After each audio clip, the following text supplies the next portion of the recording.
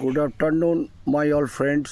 আপনারা নিশ্চয়ই বুঝতে পারছেন আমি একটা শান্ত স্নিগ্ধ জায়গা, একটা গার্ডেনের ভেতরে ঢুকেছি। যে গার্ডেনটা কেউ তৈরি করেনি, আপনা থেকে বন জঙ্গলে ভর্তি। সেখানে একটা ডোবা আছে এবং চারিদিকে আলো ছায়ার খেলা লক্ষ্য করুন। এই আলো ছায়া কেউ তৈরি করেনি, এটা সম্পূর্ণ প্রাকৃতিক।